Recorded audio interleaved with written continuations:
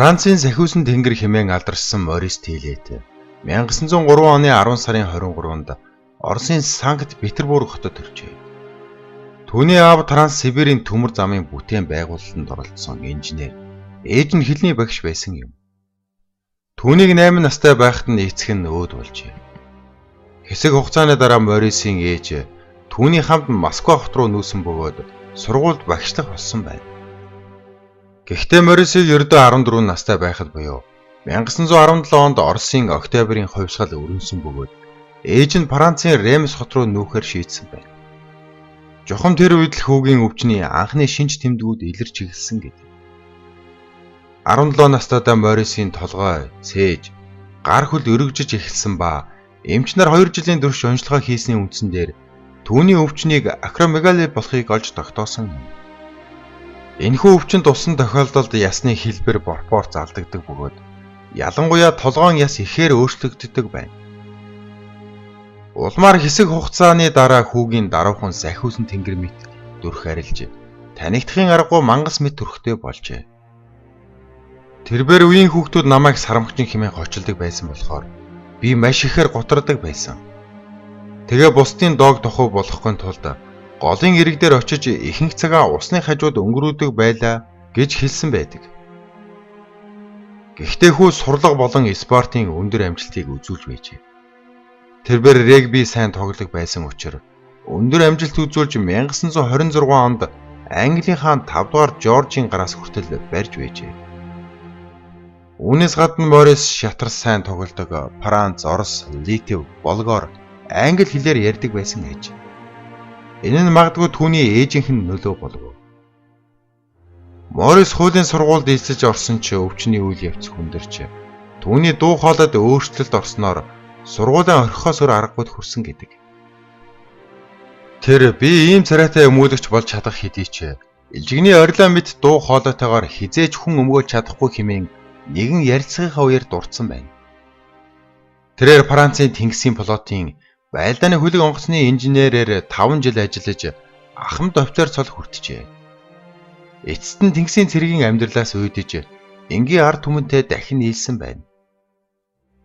Энэ хугацаанд Морис хэд хэдэн мэргэжлээр өөрийгөө дуршиж Францын орон нутгийн кино театрт жүжигчин хаалгачаар ажиллах болжээ.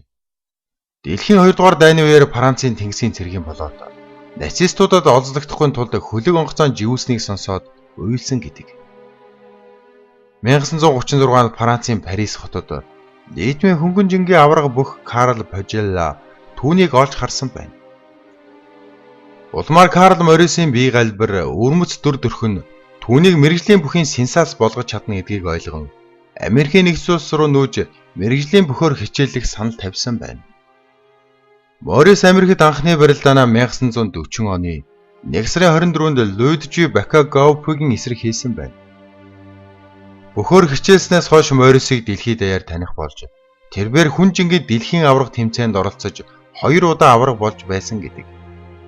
Залуу бүх үзэгчдийн хайр хүндэтгэлийг богино хугацаанд хүлээж чадсан бөгөөд түүний алдарт байвгаан атгалт нь байнга ялалтыг авчирдаг байжээ. Мөн Францын Сахиусан тэнгэр маань Европ түүний сэтгэлийг татснаас гадна Америкчүүдийн хамгийн дуртай бүх болж 20 жилийн турш бөхөөр хичээлсэн юм. Ийдэг сайхан сэтгэлтэй Морис сайн дурын үйл ажиллагаанд ихээр оролцдог байсан бөгөөд Ромын папын уулзалтанд өргөцсөн цор ганц бүх юм. Түүнчлэн нэг удаа Морис палеонтологийн музейд Неандерталын дүрийг бүтээсэн нь үзэгчдийн төдийгүй өөрийнх нь инээдийг маш ихээр хүргэсэн байдаг. Морис болон түүний дасгалжуулагч Пожелла нар ажлын хамтрагчид байснаас гадна маш дотны найзууд байв.